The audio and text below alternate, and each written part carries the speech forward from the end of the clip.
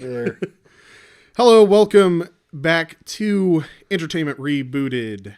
This is a special segment that we're doing a 2023 box office recap. To say the least, 2023 was rough. It was rough.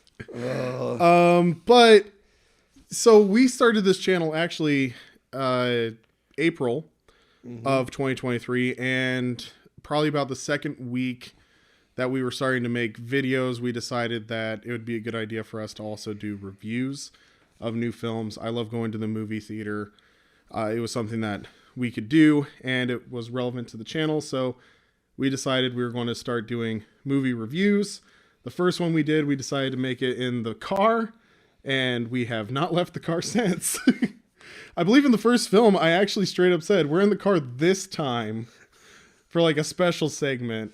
But then we just decided, you know what? The car's nice. It's easy. You had this idea like, we'll watch him here and then we'll go to the studio and we'll record him later. And I was like, I like the idea that like nobody else really does of literally just reviewing my thoughts the second we walk out of the theater. That's fair. Well, and also it's more like honest and real. It feels more real because we don't really have our thoughts. It's a little biased too because it's like, that's the negative of it, is like you just watched it, so you don't have any time to like critique it. But at the same time, like, I think it's more fair because I think too many times films, when you critique them a little bit, especially in the professional field, you're a little harsher on films than you would be if you were just enjoying it. Yeah. So I liked that. I mean, that's fair. It's also just like we don't have all of our thoughts together necessarily. So while we're talking about the film, we're kind of re-experiencing the film. It's just, I feel that's it's better because it just feels more honest. It feels fun. I enjoy it. Yeah, and it's also nice to be able to kind of have that closure when you're watching a film, and then you go out to the car, you do your review, and it's just like a nice little closure. You have your thoughts together, kind of thing at the end. Right. But yeah, we decided to start doing the reviews weekly because we decided, like, I was starting to get annoyed with some of the YouTubers out there that do a lot of the reviews, because some of them, it's really clear that either they just go for a certain audience, like they already kind of brush off films to begin with, and then when they do their review, they have that slant already, or they're paid by the movie studio to watch it, so they're going to be a little bit more forgiving and nice to it. Right. So it was hard to trust who to go to. And then when you're looking at it online, even I've pointed this out a couple of times, like Rotten Tomatoes, IMDb, you don't necessarily realize it, but at first they're really skewed because they get paid advertising money for specific films. Right, and they'll suppress negative reviews in the first 2 weeks, and they'll often like make it harder and they keep changing the rules to make it more difficult to figure out what's actually going on. I found even no matter how many times they change the rules, they still tend to settle similarly over time.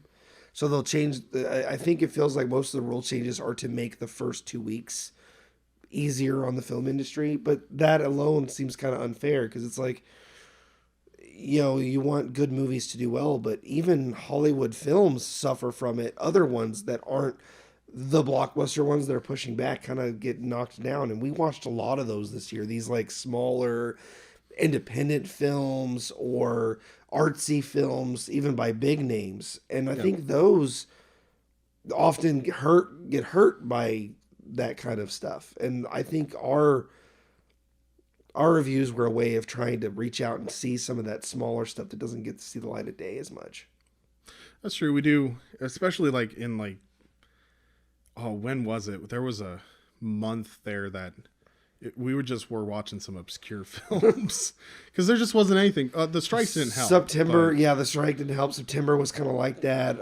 Right the beginning of the summer, right before it really hit hard.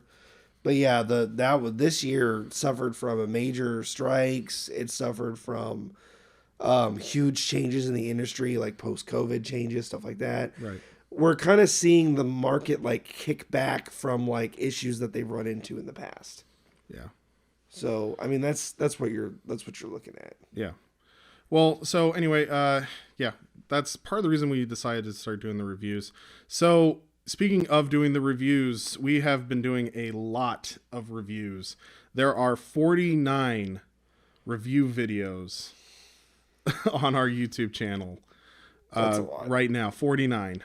You and I went to 35 movies.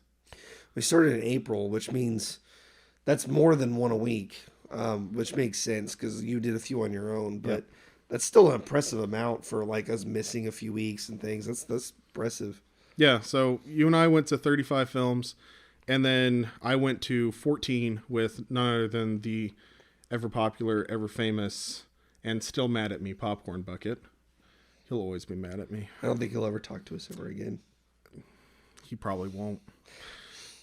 Oh well. Anyway. So just so y'all know, Popcorn Bucket is a jerk to John over here. right. If you haven't watched those, you have to because he's not nice. He's okay, brutal. So anyway, what we did was we took the 35 films that DJ and I watched and we broke them into 4 categories. We kind of noticed a trend when we were going through all the titles earlier in December that they all fell into these 4 categories. And those categories are, we're going to do our top 5. We also have a second category called the contenders. We said that they were kind of too close to call. Like we didn't want to have like a top 10, and all the films kind of fit into this. That was actually the big problem, is that it would almost have been like a top 13. Yeah. So rather than doing like a weird obscure number, we took the top 5 and put them on their own thing, and then specifically broke the rest down in that list of the top 13, why they didn't quite make it to that top. Right. And we just kind of put the note down, too close to call was kind of how we described it. After that, we have Missed the Mark. These films are relatively good. They're not great, but they are good, but they have either major issues or one very big major issue. Big issues, glaring flaws, just stuff like that. Yeah. And then finally, we have What a Mess. These are the stinkers. These are the ones that, like, even, and I will say, as a caveat, there's a few on that list that we enjoyed, but sometimes in spite of what it was, sometimes because it's bad, and we'll get into that later, but man, they're so bad. Some are so bad they're good category. I don't know. There's a couple. We could talk about it, but yeah, essentially those are just ones that suffer from what we considered a crippling issue. Yeah, like it is not a in good most cases. Film. Yeah. Issues in most cases. So the way that this video is going to go, just so that you guys are aware, we're going to have a handy dandy board here. I hope. Editor, get on that. Oh wait, that's me. Okay. So we're going to put a board up, and what we're going to do is we're going to start at the bottom, go up to the top. We're going to talk about What a Mess, Missed the Mark, the contenders, and then I'm going to talk briefly about the 14 films that I saw with the Popcorn Bucket, and then we'll get into our top 10. We have a couple of titles in each section that we will air out a little bit if we feel that's necessary. Otherwise, at the beginning of each category, I'll just specify. Just a takeaway on this is not in the actual order necessarily that we reviewed them at the time. This is after, like, we went back after the fact and went through these films and kind of made decisions based on how we felt later. So this is kind of like a fun way for us to, like, hey, how would we have reviewed this if we were doing it technically later on? Like, this is a lot of these are going to be fairly close to where they were originally, but there's a few that we moved around, and we'll give some explanations to why. Yeah. There's a couple that got dropped a lot. There's a couple that got higher than we expected them to. So if you're watching all the videos and following along with the videos, we give these scores. But the way that we did it was we took all the titles. I laid them all out on sticky notes. It was a big mess, but put them all on sticky notes in order of the scores. And then we started adjusting title versus title on which ones are actually almost better. like a tournament in a way. We kind of worked our way down and just broke them up, and this is just what our conclusion we came to. So yeah. So if you're watching like every video, you might be like, wait a second, I thought that was like, you guys gave that like 8.5 or yeah. And we'll put the original scores on the scoreboard so you can see what they originally got versus where they stand now, and that way you can kind of get an idea of where things moved around. Yeah. We'll put the collected score. So it'll be the score that DJ had and I had averaged. Yep, exactly. Anyway, without further ado, let's go ahead and start off with What a Mess. So these are the worst of the worst, starting at number 35. What happens later? Okay. Let's talk about why this is the worst film that we saw in theaters this year. Because it was boring. So boring. It was the only movie in a year I think all the people watching fell asleep at some point during the film. That's true. It was, and I don't fall asleep in the theater. The way that John and I rate movies is a little differently, but usually our scores are pretty similar, and when they're different, it's usually because of technical things. Yeah. I tend to rate. I am more even on my rating. I rate based off technical, cinematography, acting, all that stuff, and entertainment equally, whereas you tend to go, am I entertained, and then use those other factors to kind of move from that thing. Yeah, it kind of starts out with if I enjoyed it or not, and then I adjust based off of like the technicality of the film. So what ended up happening was I did not really enjoy What Happens Later, but it was technically perfect. Like I think I described it as literally a film nobody wants to watch, but every film professor would probably use to describe how to do something technically correct. It's literally a 2-hour film in darn near real time of two people having a conversation in an airport. Well, like if you just found two random people in an airport and just videotaped their conversation for 2 hours, that's what this is. Well, also the thing that I hated about it was that the dialogue that they had described a far more interesting rom-com. Yes. A far more interesting story. They were talking about their past and all the stuff they went through, and it's like, where is that movie? That's better. Yeah, exactly. It was just, it was that was it. It was boring. And it had this cool voiceover, like the airport was talking to them, and they acknowledge it, and then they don't do anything with it. So that busted me hard. Yeah, it's one of those films that it's very clearly a play, and it should have stayed a play. Yeah. But yeah, absolutely probably the worst major release film that we saw this year. Coming up next, number 34, Knights of the Zodiac. What is the crippling? We'll go. What's the crippling issue for these? The ones that we're not going to air out. The crippling issue for this one is it's just messy. It's an anime adaptation, and a lot of those end up messy. I think just because it's hard to adapt anime to reality without looking weird, and so they try to realistify it. It doesn't benefit from it, and I think anime films actually do better if you let them be as silly as they are in anime in real life. That's true. If you try to make it look serious, it looks more uncanny valley, and that movie has a lot of weird like video shifting issues. That's the big thing. Is it just the adaptation is rough? Yeah, exactly. The crippling issue was literally it tried to adapt a film, and it also had pacing issues where there were some things that got explained ad nauseum, and then there were some things that weren't explained. Yeah, it was rough. Yeah, it was a very rough film overall. Okay, number 33, Vindicta. It is a mess, but we kind of gave it a little bit of a pass when we were reviewing it because it's 100% an independent film. This is a film that I think only probably showed up in 100, 200 theaters in the US. It was not a wide release. Still a better movie than What Happens Later. It was still better put together, but I think the crippling issue was literally just acting.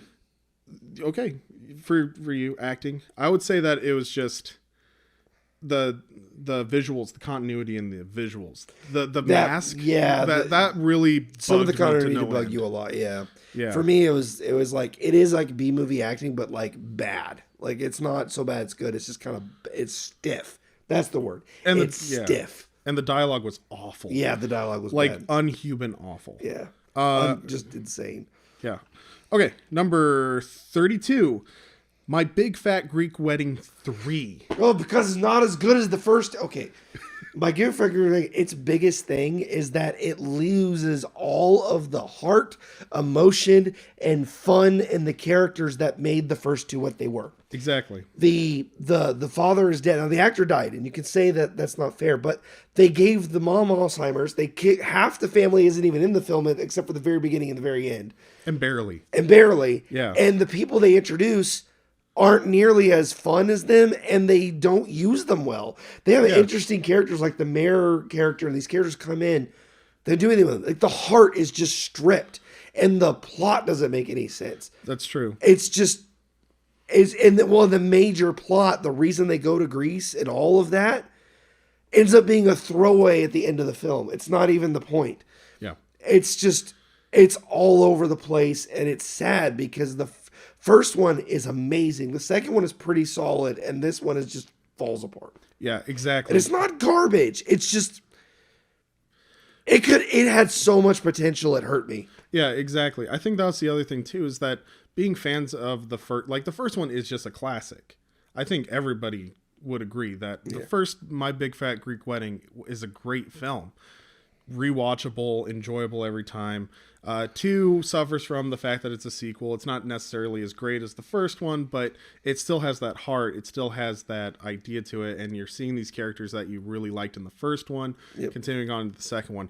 This third one literally just took the heart, the family, that whole dynamic, ripped it out, and replaced it with some of the most grating characters. Yeah. That's the other thing, too, is that some of them are fun, but then as the movie goes on, they get grating. It gets That's bad. because they're a trope. Yeah. Like the mayor person is really interesting when first showing up, but then it becomes a running gag throughout the film rather than it being like that way, and it hurt me. Yeah. All right. Continuing on, number 30, 35, 34, 32, 31. Sorry, I made a mistake when I was writing this, and my handwriting is awful. So, number 31, The Little Mermaid live action remake.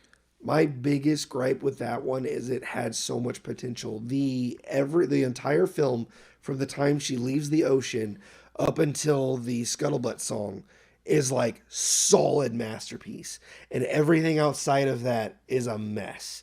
And the undersea part, the ocean in the original animation, was colorful and lively, and it was easy. In this one, it was dead and gray and sad. I'm like, no wonder she wants to freaking leave the ocean. It's terrible down there. In the animated film, they made a compelling argument for staying because it was colorful and lively and fun. Yeah, and that is killed in this. And then the end of the film is like rushed and choppy. Yeah. No, and the other thing too is that I think a crippling issue to this one is just a lot of the stuff that they added or changed from the original film just isn't very good. Some of the additions are great. I like the fact that they're like going around the town and stuff like that. That was a fun scene. Yes, well, they added context. Exciting. Yeah, but the ending ripped the actual like the whole meaning of like the whole message, the big moral, the ultimate climax. Like it doesn't have a good ending. It has a nonsensical ending. And it doesn't bother me as much. I mean, it did bother you. And I get it a little bit where the prince is the one that kills her. It was her. What bothers me is afterwards she just abandons him and leaves him to die. Oh yeah, like 3 miles and into he the middle swims of the ocean. to shore alone. Because she runs to her dad. It's like, Dad, are you okay? And he's left to just fend for himself. And I'm like, what the? She saves him from Ursula and then leaves him to die. I was like, what? Yeah, that was weird. Yeah, I go out of that one for a while, but yeah, I'm done. Overall, just a giant blunder. Yeah, it's good when it's good, but the majority of the film's it's really not good when it's good. That's the problem. It's like 10-0. 10-0. That's why we gave it such a medium low score, because it's like, well, yeah, I think I gave it a 5. I straight up said it's in the middle. It's literally perfect 100%. Even, because it's like good or bad, and that's it. Yeah. All right, moving on. Number 30, Napoleon. Napoleon's biggest problem is it doesn't focus on Napoleon. It focuses on everyone around Napoleon. It's supposed to be a biopic about the man and his accomplishments, both good and bad. The thing is like people were worried it would make him. I was kind of worried it would like hero worship him a bit. Yeah. No, it actually makes him look like a dunce, but still makes him not look as bad as he was at his worst. They cover up all of his like worst blunders, like some of the genocide and like killing that he did of his political opponents. That's glossed over, like the villainy he did, and his accomplishments are just made to look like accidental. Like he didn't have any real skill. He just was lucky. So they made him look like a lucky fool, which is a weird take on Napoleon. Well, that was that, and they didn't show the wars or anything about that. That was me. Yeah, there's a lot of stuff that's missing from the film. Overall, it's just a mess of a film. The historical inaccuracies, like going later on, like watching videos and stuff where people are actually explaining Napoleon and why so many historians had an issue with this film. Yeah, there's a lot of there is so much. It's weird. Yeah, it's just a huge blunder, especially for something that was trying to advertise itself as this epic biopic. Yeah, and it was supposed to be a biopic. It wasn't historical fiction. It wasn't supposed to be these things. It's advertised as if like, no, this is true fact. Yeah, and it's about Napoleon Bonaparte. Bad. Yeah, it is bad overall. All right, number 29, The Shift. The Shift was an interesting premise that doesn't used very well. Yeah. The Shift was an odd movie because it's Job, but it's supposed to be like a parable of Job or like a retelling of it. But they literally like shove Job down your throat in the movie. Yeah. They talk about it a lot. They bring it up a lot, and it doesn't. The concept actually sounded really interesting to me, but it's a blunder of a film. Yep. It doesn't know its pacing. It doesn't know what it wants to be. The best part of the film was a really actually cool, interesting twist that they don't really do anything with. Right. It's just odd. There's a lot of odd to it. The biggest issue... And the ending is a mess. The ending's a mess, too. I think that the biggest issue I had with it was it's a message film that doesn't understand its own message. Yes. It doesn't actually explain, like, the big message. Like they have all these hints and stuff like that where they're like, oh, here's this pendant that has this symbol on it, and here's how he has all of his hope, and here's how he continues on with going through all these terrible things. It points out that he does this, but doesn't actually say what the message is. And then at the end of the film, what rubbed me completely the wrong way was when they straight up pander for more money to get the message out. That was bad. Oh my gosh. Hey, this holiday season, do something good for somebody. Buy our film for somebody else so they can watch it. To get this great message, which isn't Oh, told. that was just cheap, and that rubbed me so wrong and dirty. I think it burned the whole film for me. That was bad. Moving on. Speaking of rubbing things the wrong way, 28 is none other than The Flash. Flash was editing, pacing, and story. It follows the Flashpoint story ish. It modifies the crap out of it, but it's that similar idea of the Flashpoint timeline. It's been altered many times, but the actual Flashpoint thing was actually good. What hurt me the most is the CGI is bad, but it's the very end when all the other realities are coming and it's all CGI people. Mm-hmm. They couldn't have gotten like the actual the freaking Flash television series did better on CW. Did the Flashpoint storyline, and they did Crisis on Infinite Earths. This is kind of the two of those together. Crisis on Infinite Earths was done, and it had the actors from Birds of Prey, Smallville, and several others. The Doom Patrol, some of the newer ones, show up in the show, and did an amazing job of it. The Flash television show looks like the best thing in the world compared to this, and it's sad because the Flash television show has some issues, but it's pretty solid. This film, with a budget that's equal to like 2 seasons of the show, it was like $560 million. Yeah, but that's several seasons of the Flash show couldn't even get a pinch of that heart. Yeah. That's just insult to the audience at that point. Well, and the other thing too, the crippling issue is literally, we've talked about this in like our DCEU stuff. The Flash, literally the ending that they chose was just flipping off the audience. Yes. where they were like, haha, you spent 2.5 hours on a really bad film. It doesn't matter. And we could have done it so much better, but we're not going to. Yeah, it's done. I don't want to talk about it anymore. All right. Moving on. Number 27 was Nefarious, the other Angel Studios film that we saw this year. That was another one that kind of like Job that didn't understand its message well. It's vague. It's so vague. It's so vague. It's like so vague that doesn't. It's even, like non-denominational, barely religious demon possession, and it's like The Exorcist and movies like that do that, but do it way better. Well, they do it way better because they lean into like the tropes and misunderstandings of like the Catholic idea of possession. Yeah, which is fine. Like that's what they got familiar specific. With. Yeah, Nefarious tries to be so unoffending that it doesn't really mean anything. It doesn't hit any actual doctrine of anything. It's literally a demon being confusing, and the dialogue is interesting, and the dynamic between the two is really good. Like the tension was great. The tension was the fact great. That it's all in like one. Like we praised it. We're like the cinematography's good, the tension's good, a lot of the stuff is good, and then the demon tries to explain something, and it is so in the middle, so vague that you don't understand. It doesn't pick anything, so it tries to be too safe, and it ends up being a little confusing and vague.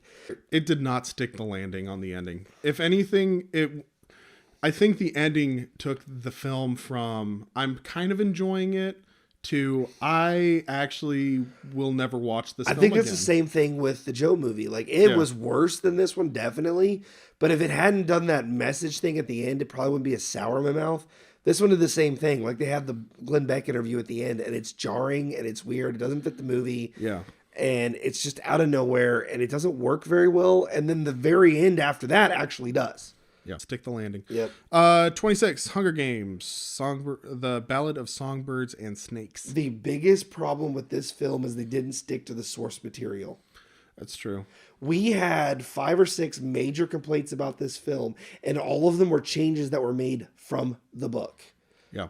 The 3 biggest ones being that 3 major plot points in the film are he volunteers to go to District 12. Yep. Whereas in the book, he was set up to go there because the lady who created the Hunger Games knew that would mess with his head. She wanted to mess with him and test him. She wanted those two together. It was a setup. Also, the friend volunteered to go. He was also forced to go by her as well. She wanted those 3 together in the same place to ruin him, to push him back to his more villainous side. Yeah. That is a major point in the book that is not done in the film, and it suffers for it. The other thing that I've heard about it is that the book mainly takes place in Snow's head. Yes. So that inner dialogue being missing actually completely derails the entire story narrative. Like I've heard that. It becomes very boring and hard to watch because you're not actually seeing this wrestling of back and forth that he's having internally. All you're left with is a couple of like vague expressions. They tried to make her the inner dialogue, but it doesn't work. In the end, he turns and goes after her. In the book, he turns and goes after her. She runs. They could have easily done that in show. He could have picked up the guns, looked at them, and looked at her, and looked at the guns and looked at her, and you wouldn't have to know what he's thinking. You know what he's thinking. Yeah. All right, and then he goes for it. It just falls apart. Yeah. Number 25, Expendables 4.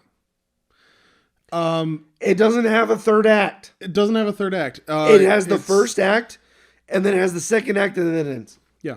It's probably, and the other thing too is that like the Expendables isn't the greatest of series to begin with, but this film was just completely unnecessary. The CGI was incredibly awful. predictable. It was incredibly predictable. You knew exactly what was going to happen as soon as it started, but it was Expendables was made to be kind of a joke to make fun of 80s action movies. Yeah. But this is an example of a movie series becoming what it was trying to mock.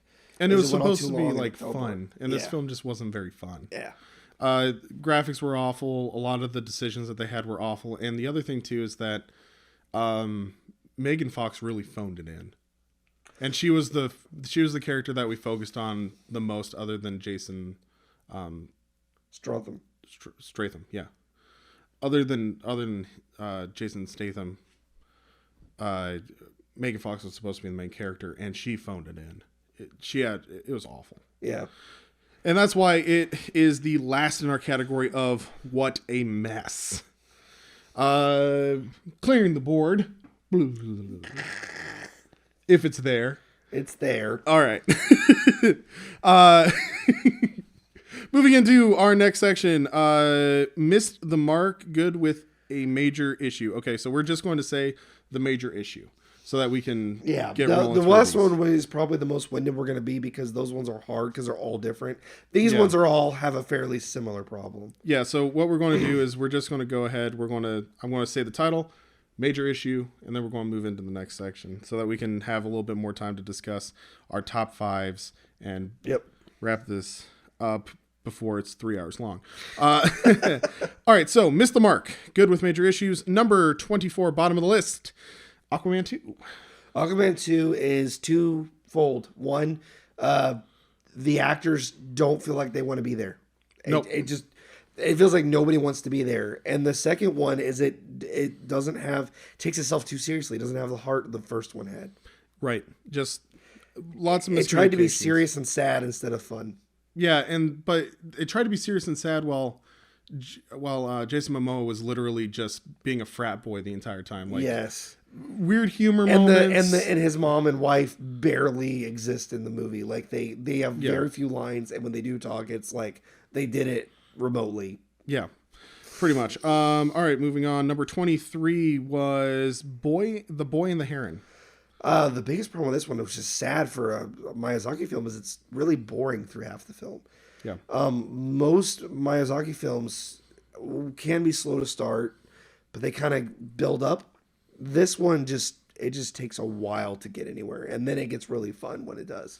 It gets really fun, but the thing that really frustrated me about it was that it over-explains things in the beginning of the film to the point where they rush the ending to the point where the moment all the really interesting characters and stuff comes in, all the world building they that's actually front-loaded important. It. All the good stuff happens in the second half of the film, and that easily could have been more of the film. Yeah, and they try to wrap it up in 10 minutes. Yep. And it feels like it. Yep. Number 22, The Creator.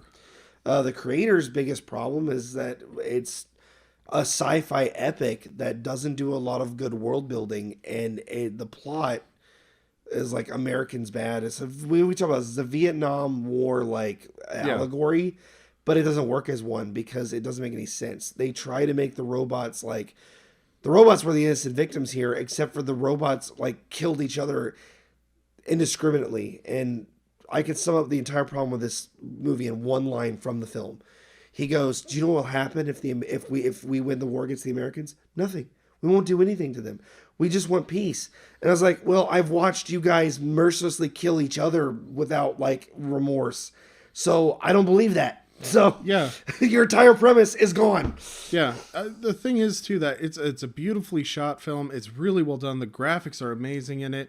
The story had potential, and I think the biggest major issue that it suffers from is that it is 100% just failed, lost potential. Leaving that theater was just disappointing and sad. Yep. Number 21, Air. Air was the biggest problem with it. It was just boring in parts. Like, you already know the story and how it ends. All the tension is built up and how. And there's actually a moment where it almost convinces you that it didn't happen. And I was actually wondering if this was going to end up being like an alternate universe where he failed. Right. I was like, well, this is way more interesting now. But, of course, it happens exactly. You know the ending of the story. So it takes a little bit of the air out of the tires of the story. But it was fun and pretty compelling where it was... Like, especially I didn't know a lot about how this happened. And I read up about it afterwards. It's actually pretty close to accurate. So it's pretty cool. Yeah. For me, it just felt like we were kind of being dragged through it. I'm not the most interested in the topic, but yeah, it can be very dry. Yeah, it's dry. Yeah. That's a good point to put it. Number 20, Renfield. Renfield was just over the top, unnecessary, like, it was rated R in the ways that are unnecessary rated R. Like, it was super, super gory. Like, rip people's arms off and beat them with them kind of gore. which is just, to me, is all it's silly at that point. Yeah. And kind of goofy, and it takes away from like the horror nature that was interesting of the Dracula character. Yeah. And everybody it's one of those movies where like everybody swears like a sailor, so nobody really feels like a different character because everybody's dropping the F-bomb left and right, and you're like, but the premise was really interesting, and the Renfield character, Awkwafina, was really good in it. And Nicolas Cage's Dracula was spot on. Like, that was what made it really good. It was really fun, but at times it just felt like over the top. Yeah, it just tipped a little over the edge. All right, number 19, probably the biggest drop for as far as like score to where it landed. Number 19 is Killers of the Flower Moon. Killers of the Flower Moon, the biggest gripe I have about that one is it's 4 hours long, and no matter what the guy who made it said, Scorsese, whatever. Yeah. I'm gonna freaking start naming names here. My movie has to be 4 hours long because the story has to be told, and it has to be told in 4 hours. No, it doesn't. There's like an hour and a half you got to cut out of this film. There are whole scenes where people are just staring at windows and nothing happens. Yeah. And it went down way far because after we thought about it, we're like, the content is really interesting, and it's a true story. It's a real thing that happened. You know. Yeah. Like this is like real history, but he made the film boring by stretching it out too far. Yeah, it's excessively long, and probably it fell most just because of the fact that he didn't just like double down. He like quadrupled down on the fact that his film needed to be 4.5 hours, like almost 4.5 hours long. And started suing theaters that put an intermission in it. Yeah, exactly. When people literally were like, I want to see this film, but I need an intermission. And I'm not going to lie, like, I have only, like, I did not leave the theater for that time, but I was rationing my drink really hard. I barely made it through. And it affected my viewing experience because usually, like, I'm watching, I'm getting into it, I'm enjoying my snacks. This film, literally, I had to consciously think, okay, we've been going for probably about 2 hours. I got to make it another 2. I can't be drinking my soda. And this is one of those ones where Hollywood is like, the person who made it's like, you can't mess with my creation. It's perfect the way that it is. Dude, if you want people to watch it, don't be so much up on your hubris about it. You're like, hey, this is an important topic that people need to see, and then you give them reasons not to see it. Well, and the other thing... Don't do that. Yeah, everybody in my office, after I watched it, I was talking to them about it. I'm like, it's a really technically great film. It is just, it's very long. And every single one of them asked, is there an intermission? I said, no, there's no intermission. They're like, that's a 4-hour film with no intermission. I'm not going. Yeah. I can't make it 4 hours. Yeah. Most people that are interested in this topic cannot make it 4 hours. Nope. And the fact that you start suing theaters for putting in an intermission. If he was going to do that, he shouldn't have put it in theaters. He should have put it on streaming. Exactly. And there's a clear time to put an intermission in. Right before the FBI shows up, put an intermission in. That's the height of tension. First scene you come back from the intermission is the FBI. I honestly think if they had put an intermission on, the long scenes wouldn't have felt so hurtful. Yeah. But when you got to sit there at 4 hours, those moments hurt. Mm-hmm. But it picks up a lot towards the end too. But yeah. All right. Number 18, Asteroid City. Asteroid City was a really fun, cool, artsy film with an interesting premise, and it has like these fun comedy moments that are really strong in it. Its biggest distraction to me was actually the cutaways. It has a bunch of cutaways. Yeah. And some of them land and some of them don't. It's a really interesting concept. But I think the cutaway, if they got the cutaways a little more concise, cut a couple of them out, it would have been better. Yeah. For especially when they have 2 scenes that are said in the film and the narrator speaks and then he shows the name he just told us verbatim on 2 occasions. The rest, it's more information than what he says. Yeah. Weird one. And then the ending is really odd on that one. They're all standing there going really honest and talking. Yeah. But the rest is really fun. It's a really fun film. It is a fun film. It's very artsy. It's 100% Wes Anderson. Yes. Like hardcore Wes Anderson. Very stylized. But it was relatively interesting, and then sometimes it detracted from itself. Yeah. Eventually it shot itself in its own foot. Yes. And the ending is just trippy. Yes. Did not like the ending. Number 17, Blue Beetle. Blue Beetle was just fun. It's just not rated on the top. That's the one that's not really rated towards the top because it just isn't as good as some of the other ones on there. Yeah. I think we had a couple of glaring issues with continuity in it, but for the most part, it was a fun movie. I remember that one very fondly. Yeah, it was a really fun movie. I think that the reason that we put it in the because of the the DCEU. The DCEU's dead. That was the biggest problem. Yes.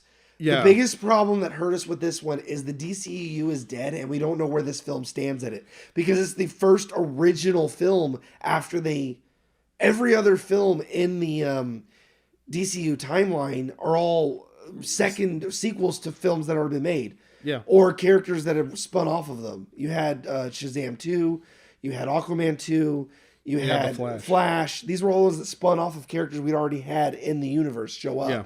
This was a new character from the comics that the original existed in the comics that they brought to the film for the first time in the midst of this, and they kind of mention the other heroes, but it's really vague. So you don't really know where this sits.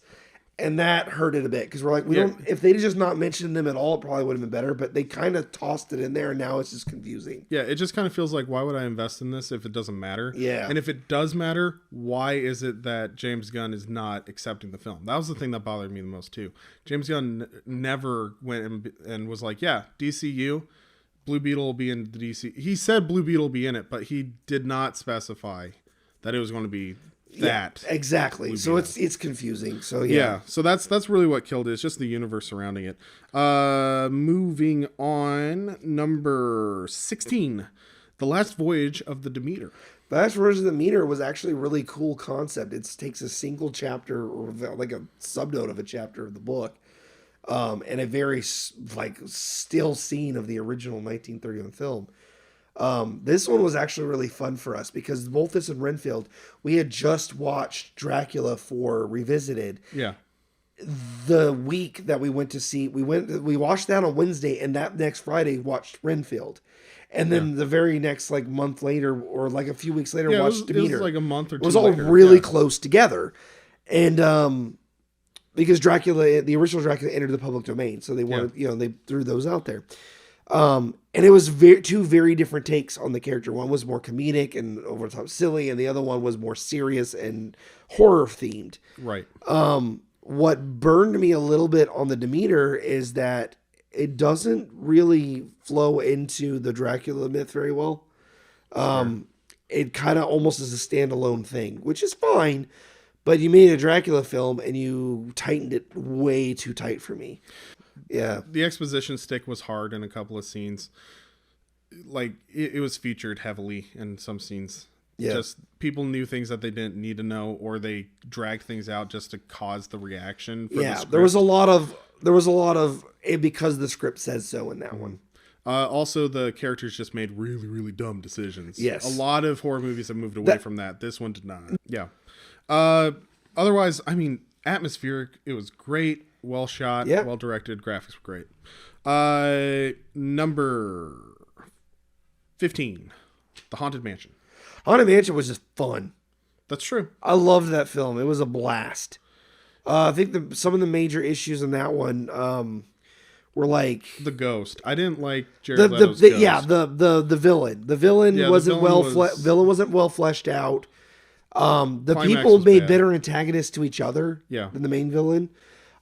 Which is fine, but the main villain just didn't sell it for me. And then the way that it worked on the kid and the adult, the way the rules weren't very clear. Yeah. The rules weren't clear for the supernatural elements. And the climax was janky, straight janky. And it's anticlimactic. Yeah. Especially I will say for this film, the acting is superb. Every single one of the actors on screen do an amazing job, and it's solid, and their dynamic is great. I loved all of them together. They have such good chemistry, and they did such a great job as a group. Yeah, that sold this film for me. Everything else is kind of rudimentary around it. Yeah, exactly. Number 14, Indiana Jones and the Dial of Destiny. Really fun film that didn't need to be made.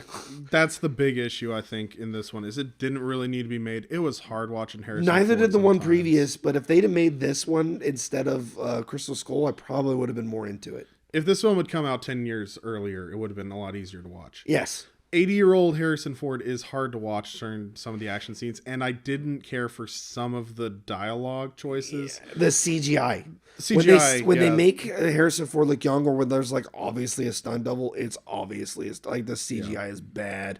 Like there's this like blur effect. When he's standing still, it's fine, but when he moves, but they had to have him move, and it is jarring. When he's not moving, and that's the very beginning of the movie, and it's a little rough. Yeah, and then also the climax was just a little too trippy for my liking. Like it just was really janky. There was a lot of stuff in it that was really fun, but overall, just a very messy film. And didn't need to be made. I know. The ending, though, I'm not going to lie, it was a don't know why they had to kill. Killing off Mutt bothered me a bit, because I would have actually liked to have seen Shia LaBeouf in it, because he was actually one of the things I liked about the Crystal Skull. I actually liked his character. I did not like a lot of the stuff they made him do. No, but his character was interesting. Yeah. I was tough. So it was rough. It's not really a contender. It's good, but it does have it has major issues. Yeah. It probably has the most issues, but overall enjoyment wise, we ranked it closer to the top, but it fits. We had a fun time, and it felt like Indiana Jones again. It fits in the category. Yeah. We have it at the top of the category, but honestly, a lot of these films, they can ebb and flow depending on the day. Yeah. They just fit in this category. All right, the contenders. These are the ones that didn't quite make the top 5. They are good films. They might have a couple of issues in it, but overall, this is just our broad, like, all of them could be in the top 10. Right. They overlap a lot as far as our rankings. Number 13, Five Nights at Freddy's. That film was just fun. It was a lot of fun. It's actually in this list because it does have because it was surprisingly a lot better. I expected this film to be down in the one before or even lower. Yeah. And it was just, my expectations were so low, and it blew me out of the water, like just how much fun it was. It was very faithful to the source material, even to the point of like getting meta with it. It had a fun cameo from Matt Pat, who like was, I swear, the original creator, Tim, I think, who's like created half of his story based off of what theories he has about it.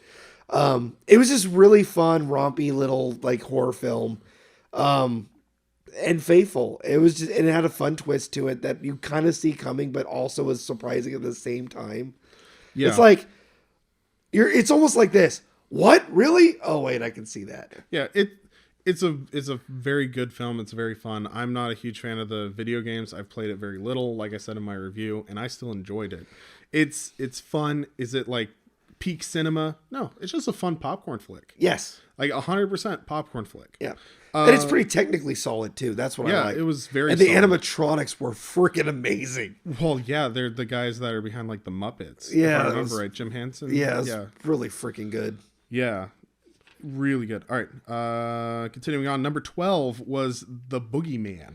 Boogeyman was just a solid, true, classic horror film. Absolutely. That's all I can really say about it. It does all the shots the right way and all that stuff. Yeah, it just barely beats out Five Nights at Freddy's in our ranking because it's more of like a classic horror film. Five Nights at Freddy's is fun because it has like the nostalgia, it has kind of like the game theory and stuff like that, which is really fun, and it's more fun than scary. Yeah, these two we had a hard time. I liked Five Nights at Freddy's better. You liked Boogeyman better, but I agreed that Boogeyman was technically a better film. Yeah, like this is why they're the contenders. Yeah. Number 11, Teenage Mutant Ninja Turtles Mutant Mayhem. That one's biggest drawback was actually the animation, which was actually one of its greatest assets as well. The animation was unique and fun and really cool, like it was comic-y. Yeah. The problem is all the people looked like janky weirdos, like all the humans.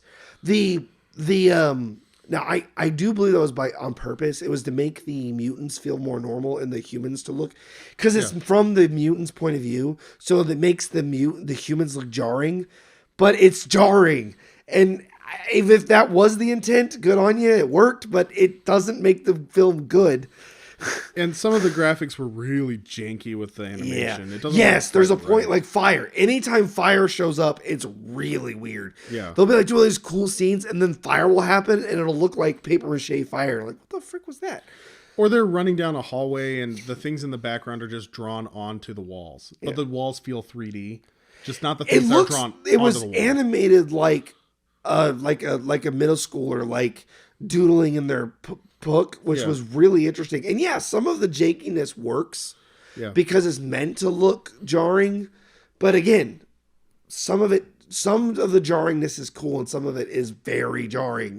You're sitting there like, you feel uncomfortable, like, ugh, like how do their organs work? Like it's just, Yeah. it's just weird. But the movie is solid and it's fun. Well, and those issues don't necessarily derail the film. No. They just knocked it out of the top It's five. but because it is a visual Yeah. medium and it is a movie as a visual medium, that hurts it a little Yeah. more than it would like other things. But acting, plot was really good. The story was good. It was really well done. And I had low expectations because when I see things animated that way, I think lazy. And I'm not saying stylized choices. I just, a lot of things I see like that are really lazily done.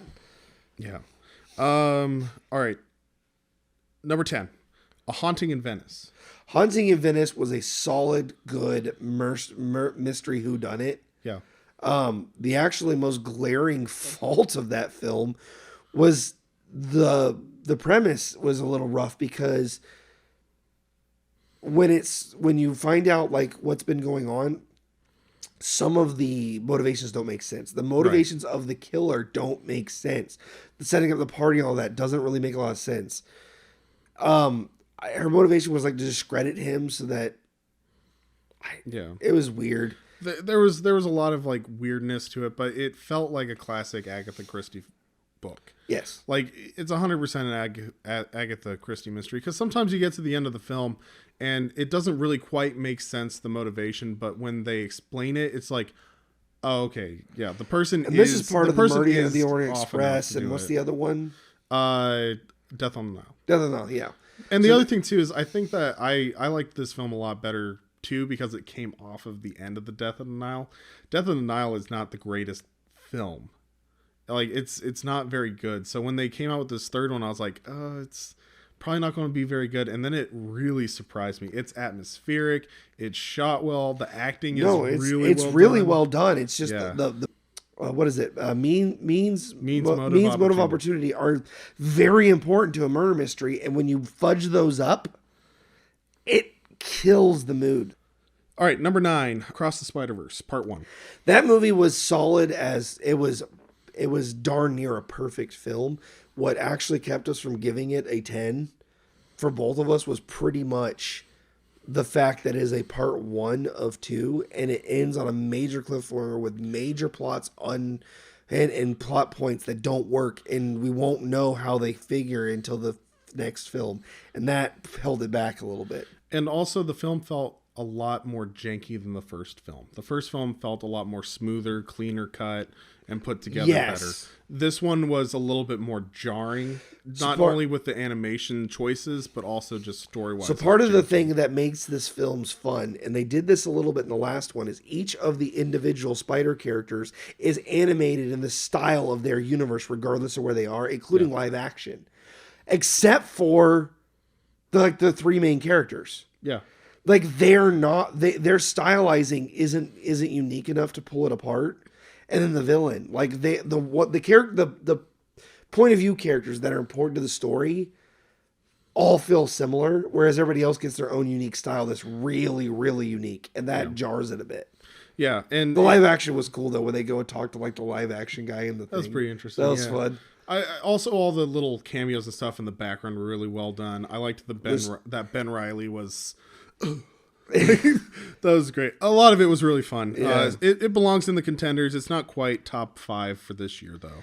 If it had been a standalone film that ended properly and maybe did a bit of cleanup, it probably would have been all the way up at the top. Oh yeah, no, it leaves too much open and left in the dust. Yeah. Number 8, Gran Turismo. So Gran Turismo was just surprisingly really fun. Yeah. I expected it to be kind of boring, but it was actually really fun, and the way they did it was an interesting take. They took basically, it wasn't the first one to do it. It was the third year.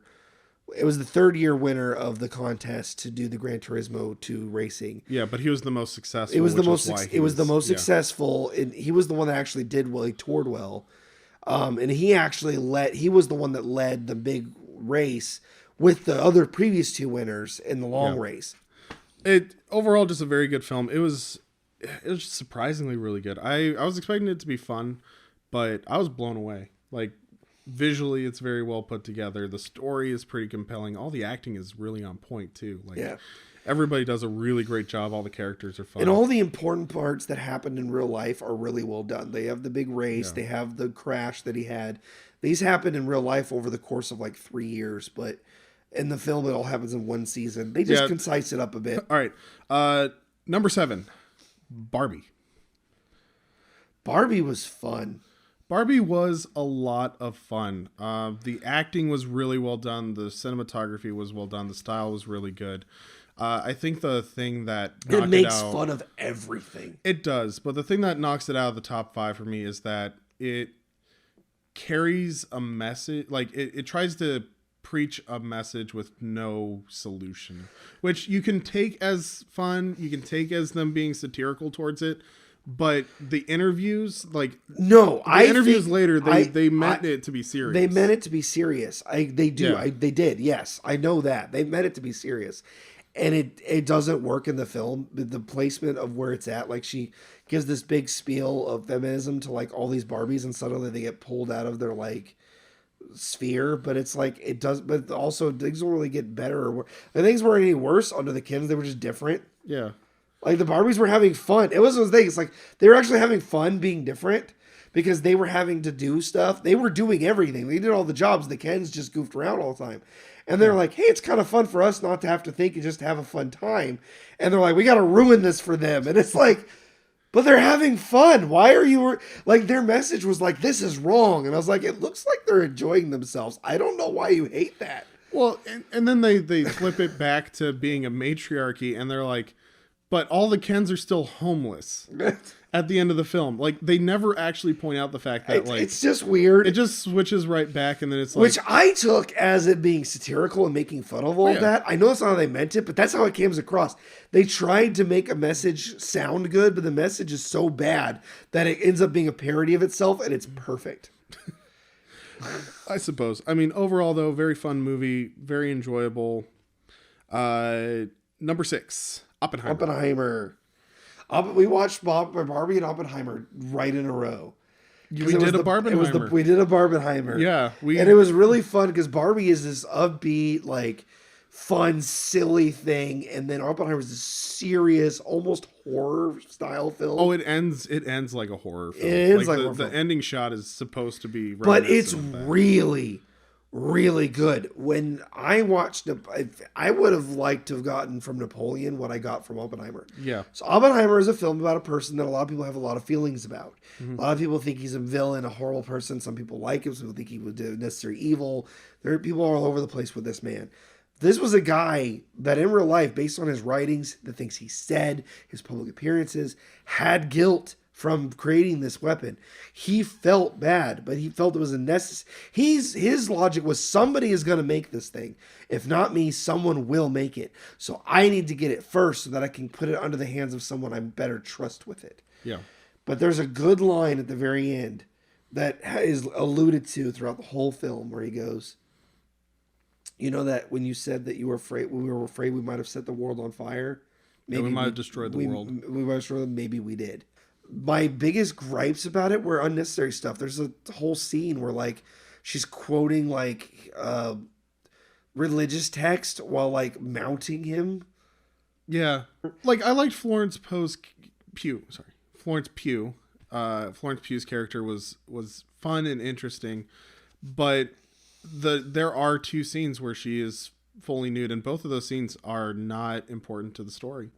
But they make you have to pay attention because there's important story elements being brought up during it. But very briefly, and stuff that does not need to be in that kind But they of could have scene. left that out and it would have been better for it because it doesn't help. It doesn't really do anything. It actually just came off as weird. It was very corny and odd. It just, I don't know. And there was a few other like elements where like the way they showed it was just kind of odd, but honestly, for the most part, that film was really solid. No, it was a very, very well done film, very solid as far as direction, acting, sound, the set design, the costumes, not gonna lie, the explosion, like the actual explosion of the device Was epic. Bone like chills. Should have been pink though. Barbenheimer. Anyway, so before we get into the top 5, though, we're going to take a little bit of a shift change, and we're going to talk about the ones that I watched by myself or with the ever popular, ever famous. These ones kind of have to stand alone because you only have the one rating for them, so it's not as equal to put them against the others. Yeah, exactly. They're also all garbage. So. A lot of them are. I feel like if we'd have watched a lot of those together, they would have been at the very bottom of the list. A few of them, yes. For sure, a few of them. Probably like the bottom half for sure. Anyway, so kind of like a shift change here. Here are the 14 films that the Popcorn Bucket and I watched. And... All right. This is your turn to shine. Yeah, your turn to shine. Don't speak, though. We don't have time for that. Especially after your horrid language. Let's go. Anyway, all right. So, number 14. The worst film that the Popcorn Bucket and I saw was none other than The Machine. Yep, makes sense. It was an awful film. It's supposed to be a comedy film. It was not funny at all. I did not have a good time. And the other thing, too... The biggest thing I heard about the film is the story that it's based on is funnier than the actual movie that takes place afterwards. Yeah, exactly. The stand-up comedy routine is hilarious. Like, you've probably seen it on YouTube. Yes. This film is literally just a 2.5-hour version of that skit with a couple of different things added into it. Like, one of the main jokes is literally the fact that he's fat. Like, multiple times they mention the fact that he's fat. That's just the big joke. It just wasn't very funny. It wasn't really creative. The dialogue is awful. Yeah. So overall, it was just it's probably the worst film that I saw this year. Like, actually, I even think it was worse than What Happens Later, in my personal opinion. But anyway, bottom of the Popcorn Bucket list. Number 13, Ruby Gillman, Teenage Kraken, or as I affectionately called it, Tropey Trope, Teenage Trope. What was it we figured out? This movie is literally just Red, but not good. This film is literally a almost one-for-one ripoff of Red with elements from other like Disney fairy tales and stuff. Basically Pixar films. Yeah, it's really they just riffed like 3 Pixar films and Disney. Like it's like The Little Mermaid and then like a bunch of Pixar films. It's hilarious. But for the most part, it was almost beat for beat Red, and Red is a much better film. Like, Red's not the greatest film ever, but it's way better than Teenage Kraken ever was. Just not super funny, not very entertaining. It's bland. I didn't enjoy it. Number 12, Dream Scenario. That was the film that had Nicolas Cage showing up in other people's dreams. Not a lot of people saw the film. It's not really worth it. I don't even remember you going to see that one. I did. When was that? Like a month ago. Oh, that was recent. Okay. It was relatively recent. Oh no. It was on my. I was not having a good time. Was it like Moonstruck, John? Oh, it's worse than Moonstruck. So much worse. No, Moonstruck is so bad it's good. Exactly. This one was Moonstruck is hilarious. Yeah, this one's just really trippy. It's hard to empathize for the main character because he's just the definition of pathetic. The entire film, he's just pathetic. And he literally has his life ruined because he shows up in other people's dreams. And in those dreams, he starts being violent, and as a result, people ostracize him in real life. And he has nothing to do with it. He had nothing to do with it. Oh, wow. But then 3/4 of the way through the film, after he's been ostracized by all of society, a company made a machine that can have you enter other people's dreams for a fee. And they actually start selling it as like ad space and stuff like that. So you can get dreams brought to you by certain ads and things like that. But it's such a weird concept. It's a weird concept, and then it doesn't explain, like, did it have something to do with him? Was this why he was showing up on other people's dreams? How did they make this whole thing happen? None of it's explained. You're wondering, it's a very confusing film. It's just not fun. So I would have to look that one up later. Okay, It's bad. Next. Number 11 was Strays, the kind of live action animated film of Will Ferrell and Jamie Foxx as dogs. I actually tried to watch this one. I got about 5 minutes in and I'm like, nope. Yeah, this film is just not really worth it. It's not just bad humor, it's gross humor. There are a couple of moments where, like, there's one scene in particular that is just pure comedy gold. The rest of the film is awful. The comedy gold scene is literally there's a golden retriever who's narrating other people's lives. Like, it's the trope. They're making fun of that trope of the dog being like, oh, if they only knew, blah, blah, blah, blah, blah. And he talks about their lives. And he introduces his owner and this girl at a carnival. And he straight up is just like, oh, maybe this girl's different. And he'll finally find true happiness and fulfillment. She feels different and she smells like snickerdoodles. And so the dogs that come in, the main character dogs, all make fun of him because he's a narrator. He's not paying attention. And he's like, nobody's listening to you, dude. Stop narrating the life. And he's like, it's true. Nobody would listen to me because if they did, they would know that my owner, Johnny, is actually a serial killer and there's 12 women buried in his backyard. He actually says that. He does. It's the best part of that film. That's the only part of the film that's worth watching. He's actually a serial killer and he has to live there in his backyard and they all just like ignore him. Exactly. All right, so moving on. Number 10, Thanksgiving. It's a fun little slasher film. It's really kind of meant to be a joke. The reason that I didn't really care for it much, though, is that it really fails in a key aspect to the slasher genre. Your killer cannot be in two places at once, and you cannot have an improbable or impossible kill if you have a single killer. Because that goes right along with the mystery thing. Like if you make it, what was it? House on Haunted Hill did that, where like there was a rope scene. It's like how did that happen? Right. And when you do stuff like that, when it's revealed who it is, you're like, it can't be them. You eliminated them as a suspect. You can't now make them the suspect again. Yeah.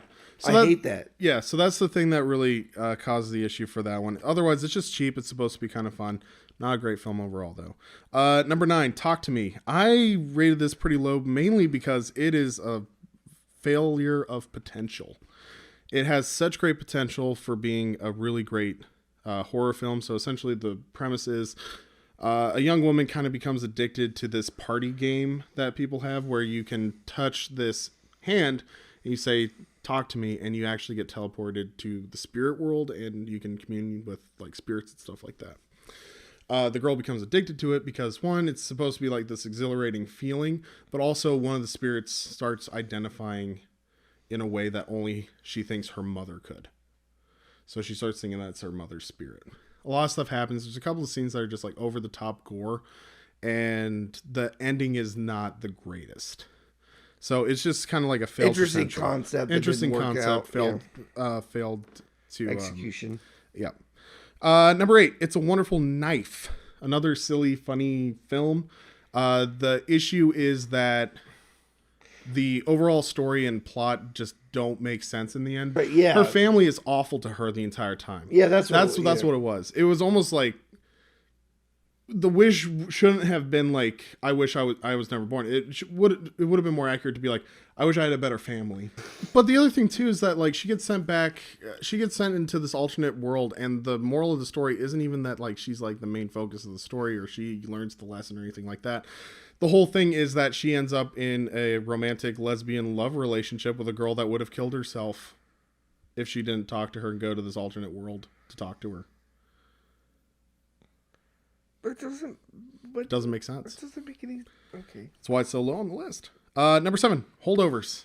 A film that was advertised as a comedy, and then it was advertised as a holiday film, and then it was advertised as Oscar bait, is really just a very depressing drama about the consequences of the Vietnam War and the possibility of death.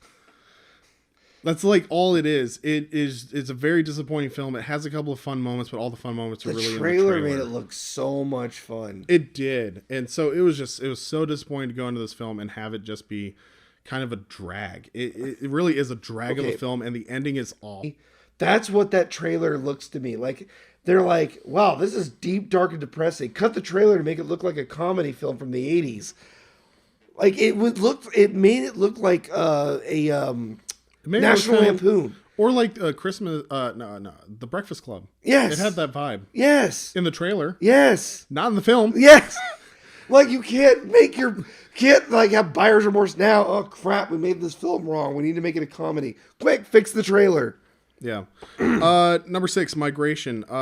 In a year that did not have a lot of family comedy or family oriented films, it's really disappointing that this is like probably one of the better ones that we've seen, especially this late in the year. Overall, it's not very memorable. It has very immature jokes and stuff like that. It's clearly made for little kids. As an adult, it's hard to watch it without, like... But how is Awkwafina in it? Her character actually is the worst part. Oh, that's sad. It's one of those things where it's kind of a relief when her character is out of the film. But overall, it's pretty good. It's very forgettable. It's something that you put on to distract your kids, and your kids won't remember when they're adult.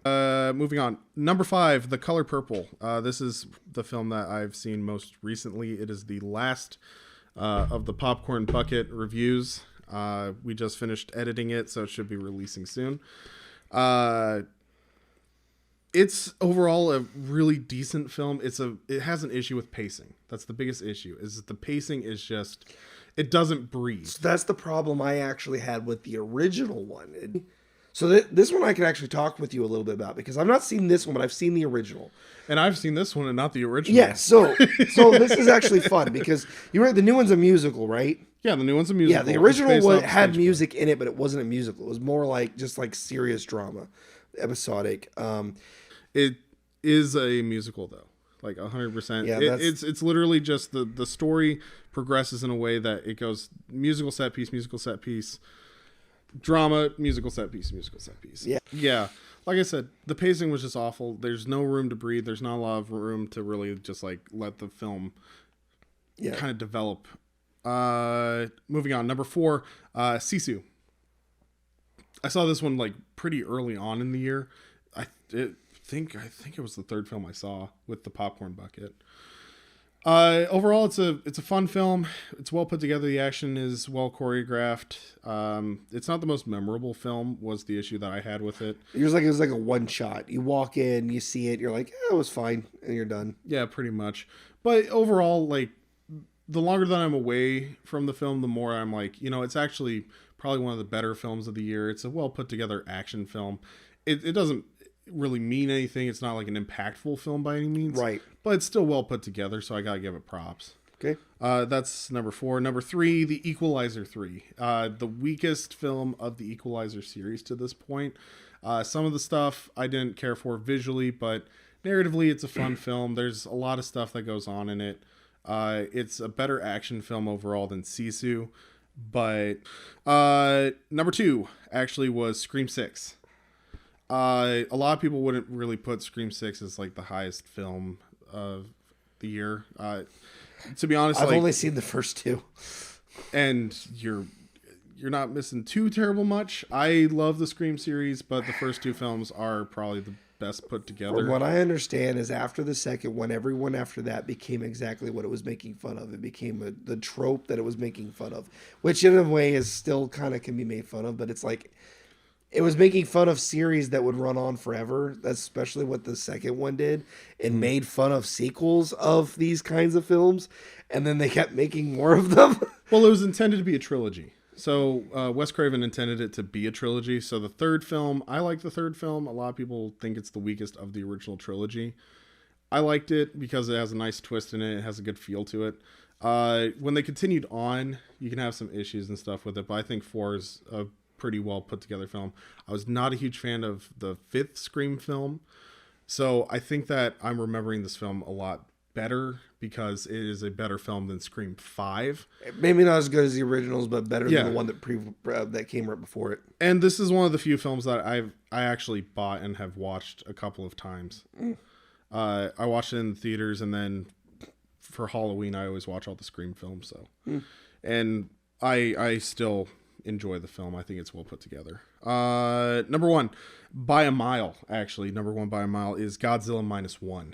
On a $15 million budget, it blew all of the films almost that I've seen this whole year out of the water. Graphically, it's amazing. The story is very well done. The acting is really well done. It's subbed, but it's still really fun. It feels kind of like an anime at times, but I think that's just Japanese filmmaking in general, just the way that they write stories and stuff. Very, very well done film. I enjoyed it immensely. And to be honest, this is one of the films I think if we had both watched it, it would have ended up at the top 10. Yeah, I wanted to see it. I didn't get to. It's still in theaters. Maybe. No, it's not. Well, it just left theaters, I think. All right. Intermission over. Those are the top. Those are the 14 films that I saw by myself, and the popcorn bucket, and the ranking overall. And now that we have dragged on for an hour and a half, it's bound to happen. There's a lot to talk about here. Well, we're recapping the whole year. Yeah, and we're trying to remember all of these films. It's impressive though if you think about it, that you and I have seen 35 films, and collectively I've seen 49, and just the titles we can still remember exactly what we were saying about it, and it still rings true. Like, that's the thing. It's like, I think that this ranking list has kind of subconsciously been set in stone throughout the year. Like, it's pretty clear where a lot of stuff ends up landing. But anyway, without further ado, the top 5 for 2023, starting off strong. At number 5, Dungeons and Dragons: Honor Among Thieves. Just a really fun film. Rating wise, I think it actually ended up like 7th or 8th. But out of this entire list, this one I think moved up one of the most bump ups of it, because we just really enjoyed it. The CGI work and it was really good, and the graphic integration with the cinematography was really good. The story was fun, compelling. The plot was kind of predictable, like old school, like easy mode plot, but it's in the framing that it's done, it works really, really well. Well, it doesn't have to be complicated. No, it doesn't, because actually what makes it fun is the character interactions. Yeah, and it feels like a D&D game where the plot isn't necessarily the focus of the game. The interaction between the players and the role-playing with the NPCs and stuff is the fun part. And the spell casting, and it literally watches like a party playing a game of D&D. It is made by people that either played the game or consulted a lot of people who played the game. Yeah, because it is so accurate to it is so much a group of people playing this freaking game. And I think that the reason that it lands in the top 5 for us is literally just because we play a weekly game of D&D. Yeah. And going to this movie, like, straight up, we were cackling laughing. Because we're sitting there and we're like, this is how it would go. How they get out of jail, they grab onto the Aarakocra and get out. Like, that's the kind of stuff players would do. I'm in jail. I grab the Aarakocra and I ride him out the window. You what? Okay, roll up. Yeah, roll an athletics check. What the frick? But the other thing is, too, that it's really clear because it's the beginning of the campaign. He's going to get pardoned, and the players don't realize it. They're like, I'm in jail. I've come up with this plan. We're going to get out by riding the Aarakocra out, and literally the DM shouts as they're jumping out the window, but we granted your pardon. That part was just gold. And the players pick the wrong way to get out of the situation, and it ends up being like it's the beginning of the campaign. I was gonna let you out. What the heck? Yeah, you think the story's going to progress? Like, so funny. But and now you're wanting criminals and the rest of it. Now they have to figure that out on top of it. So good. It's so good. It's all of the characters are fun. Like all of the acting is pretty on point. And the characters but they do Dragonborn fantastically with practical and CGI effects. The Aarakocra were really good. The Tabaxis. They even have a Yuan-ti. I like how we're talking like D&D, like people who are watching the channel are going to know.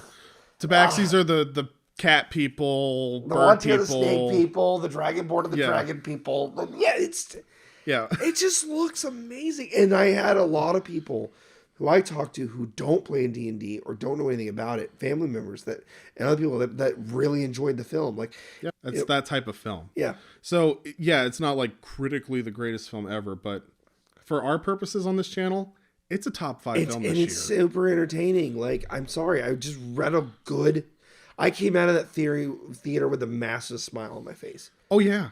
But yeah, top 5 film, Dungeons and Dragons, number 5. Number 4, Super Mario Brothers. Mario we're going to go with the classic story of Mario's in our world and goes to the Mushroom Kingdom. Right.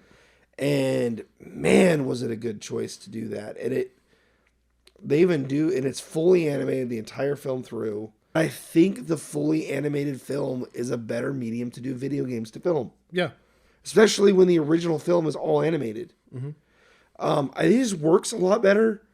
Mario really thrived in that full CGI world. And I just really enjoyed like the visuals and the stunning backgrounds that made it look like the games. There's a lot of Easter eggs in the background. It just felt like I'm watching a Mario game in a fun way. Mm-hmm. And I actually just watched it again with so it's just like we watched it again. It's like it holds up the second time. Like, it's just a fun movie. Yep. The plot's very basic, but what makes it fun is the way the characters interact with each other. Yep. And the faithfulness to the source material and the whole Mario Kart scene is just fun. Like it's really one of those films that just strives on the funness of the source material. Yes. It feels like a fun video game that you could be playing, but you're watching instead. But it's entertaining to watch. The dialogue is on point. And Peaches is hilarious. Peaches, that whole thing is hilarious. Bowser is the best character in that film. He is. Like, Jack Black was amazing. Jack Black did amazing. Like, all of... Also, Mario's voice, Chris Pratt as Mario graded me a little bit when the first 3 watch through. Yeah. Second watch through, didn't bother me at all. Well, no, and the thing is that a lot of people gave Chris Pratt crap about it. I don't think his voice works well for like Garfield that's coming out this next year. I don't think that's a great choice, but for Mario, it feels kind of like he's just like an everyday man anyway. At the beginning of the film, though, I think they put a scene in specifically to show why they chose to do just like a traditional. They literally voice. did. The opening scene is them doing a Mario Bros commercial, and they're talking with the Mario accents. They're talking with the accents, and it sounds weird. Grating. Yeah, it's very grating, and I understand why they don't have them talk that way. And the thing, his dad kind of talks that way, and then they have the original They have the original voice actor that played Mario in the video games.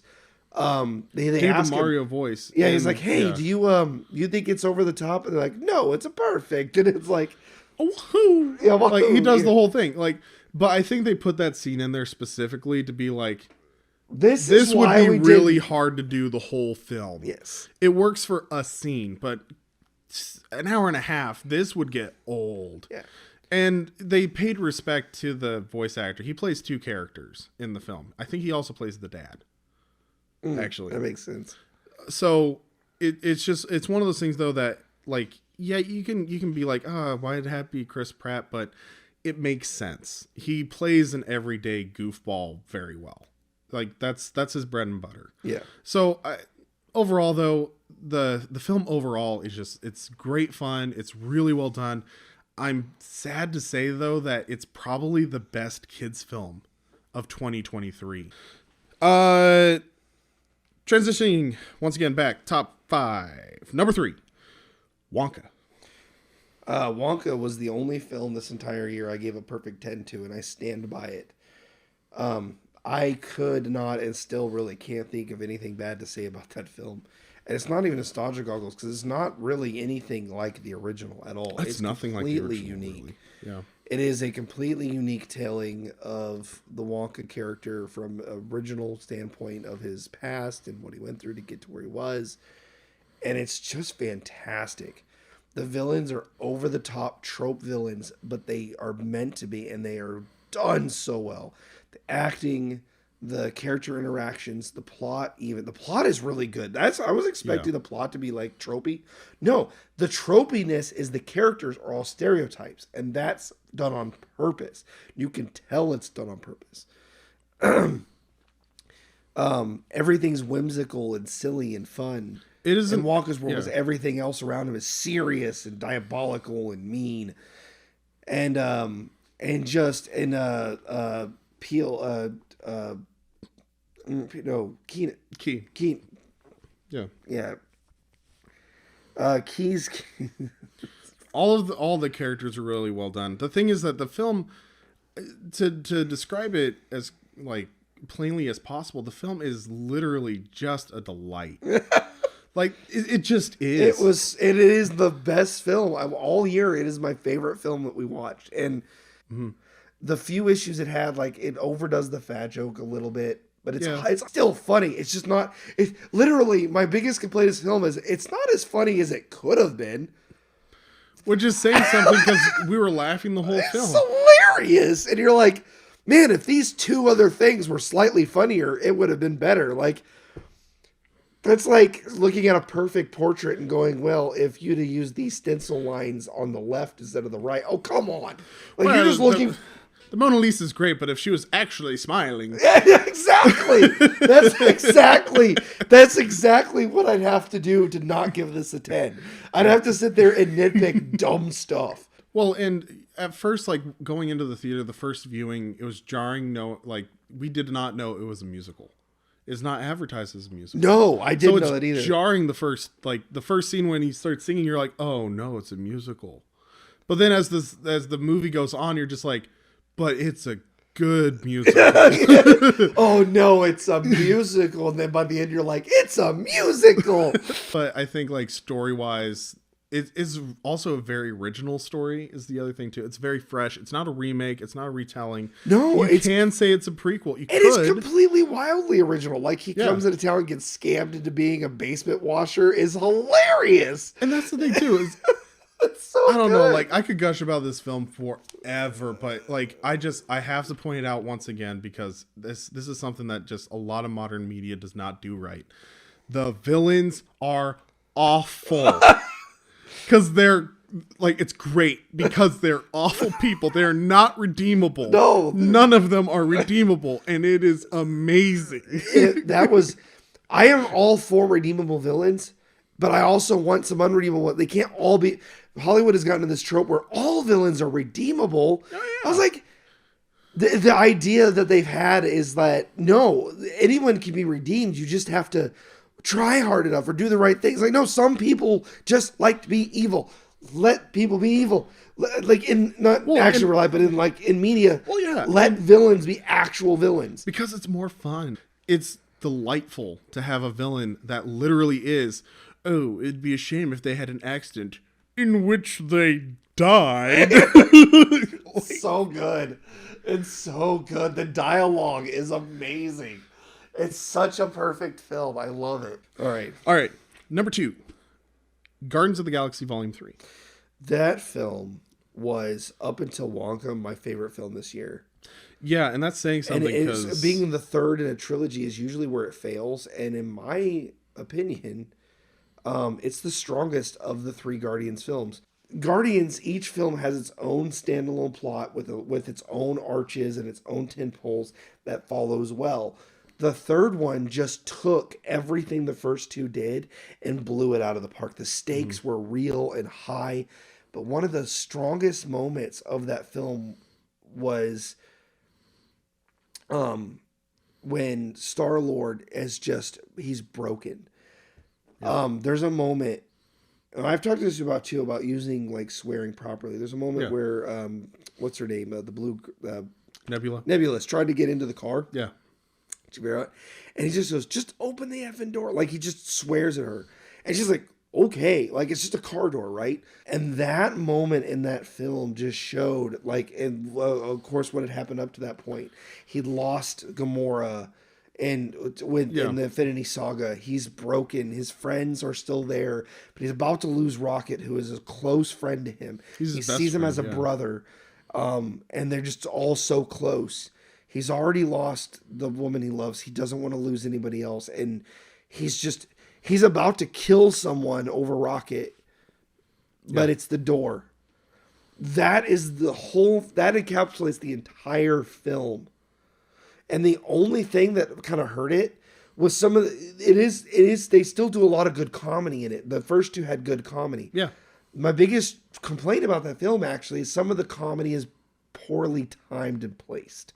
They pick weird moments to put in there where there's like this really serious stuff going on.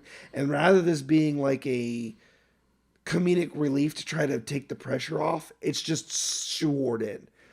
Other than that, fantastic. Yeah. It's a really well done film. As far as like superhero films this year, it's clearly the best one that we've seen this year. Yes. It's very well put together. The story is really compelling. It literally takes you through all of the emotions that a film really could. There's heartbreaking, gut-wrenching things. And the villain is He's a good villain. Like, he's hate him. Horrible. Yeah, he's awful.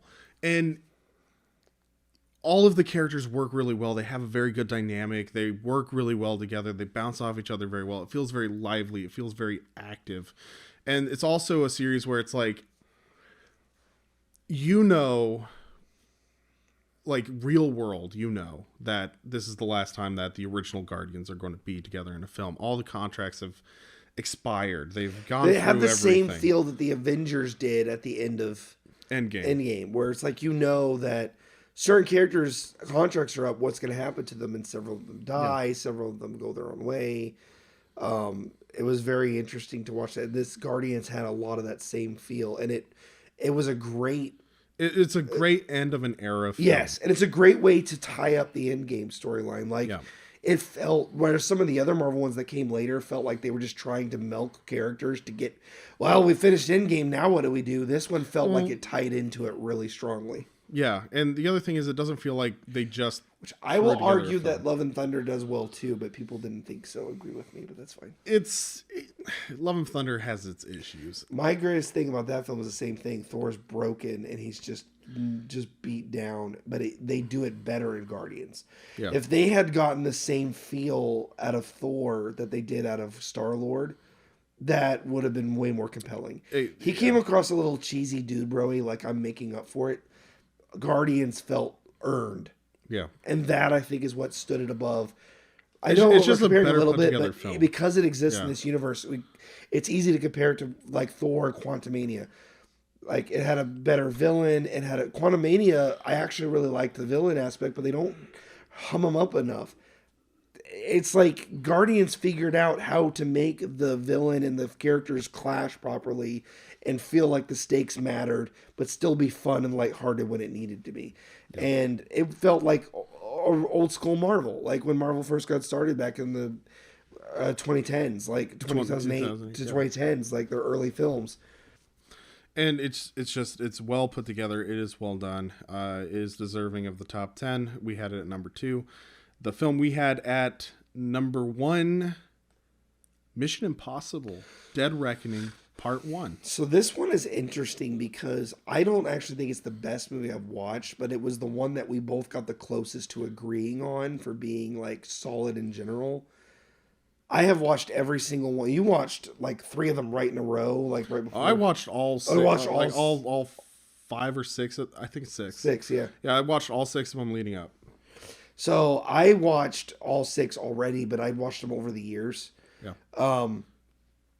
I watched like the very first one I ever saw was actually the third one in theaters. I watched the third one in theaters, and then went back and watched the first two later because I hadn't seen them. And then I watched 4, 5, and 6 when they came out in theaters. And every one felt more compelling than the last. Actually, the weakest film, in my opinion, is the second one. The second one's awful. The second one, it's not really. I never really felt it as awful to me. Well, for all the Mission Impossible films, it's awful. Yeah, but it was rough. But each one gets better to me. Like the first one originates it.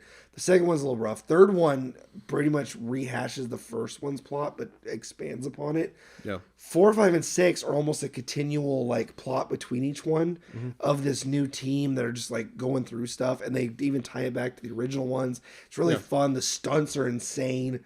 Like one where he jumps off the tower stuff. Like it just got better.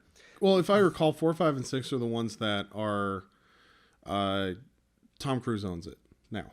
Okay. Like he runs it. He's run the show, I think, since 4. And he has the director he likes. He has the actors that he likes. He's producing it for himself. Yeah, he did Top Gun too. Because he likes it. Yeah. And the thing is that the love of the craft is really well shown in 4, 5, and 6. And Dead Reckoning Part 1 is a perfect action. And film, although this is opinion. a 2-parter, yeah. Which we nailed on Spider-Man a bit. The reason this one did get that same treatment is because it actually has an ending. It ends. The only cliffhanger is that the device wasn't grabbed, but the 2 of the other films end without everything being resolved as well. No. That's okay. The problem with Spider-Verse is like there's like 50 unresolved plot lines. Like and it ends at like the peak of wanting it resolved. It ends at the height of the climax. Like at the height of chaos. Yeah, too. they're getting up into the final battle and it just stops. It would be like ending the Lord of the Rings when at the Battle of Minas Tirith. Like they're going to clash of the battle and then it just ends.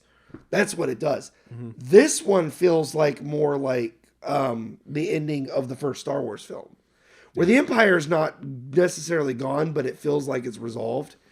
It's more like the ending of Empire, I think. Okay, it's a lot like the ending of Empire, because Empire, it kind of resolves most of the storylines from the film have resolved, but there's a MacGuffin still. The MacGuffin in Empire is Han Solo. We have to hunt down Han Solo. We have to get him back from Jabba the Hutt. We need to put together the rebellion. The MacGuffin in this one is the AI still large. Yeah, so it's a lot like that. But it feels resolved. It feels like if the series ended there, if they didn't make a second film, I would be okay with the way it ended. I'd be kind of bummed, but at the same time, it kind of opens the possibility. I would always be bummed because it's like you ended any show or movie that ends on a cliffhanger and you don't get to see the resolution can hurt. But at the same time, it resolved enough in a way that I'm like, I can live with this ending. Yeah.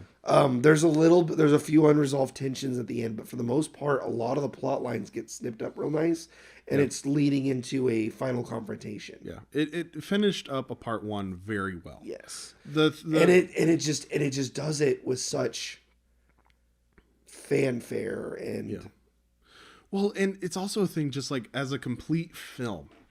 The acting on point. There's one actor that's not great.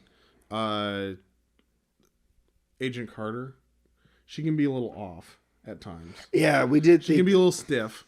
But overall, like all the other actors are doing a fantastic job. They play their characters really well. The story is compelling and interesting. The action sets are betrayals. Amazing. One of the things I love. One of the things I love about the Mission Impossible series as a whole is the betrayals. You never know which character is going to betray who when, and it can be anyone. And that's one of the things that made these films stand out. There's no one's safe. Yeah. In fact, one of the things I liked about the second one is like Ethan Hunt's the killer, and then you're like, oh no, he's not. But that's the kind of intrigue these things go. Anyone can be the bad guy. Yeah. Literally anyone. No one is safe, and you never know who's going to... So a lot of the suspense is, please don't be that person. Please don't be that person. Oh, it's not. And a lot of times it'll surprise you. Sometimes it goes with the tropes. Sometimes it doesn't. And it's enough of a roll of the dice. You're never really sure what to expect. Mm-hmm. And that is what keeps it intriguing and on top. And 7 films in, it still works. It's still exciting. And the thing is that when that film ended, I immediately was like, reserve my seat, part 2, whenever that comes out, I'm there. Like, it's one of those films. Like I said, it's a perfectly put together action spy thriller. Perfectly put together. Cinematography's on point. The choreography, on point. The acting, for the most part, on point. The story, compelling and interesting. The villain, awesome. The MacGuffin, interesting. And the fact that it's using like AI technology as a weapon, relevant.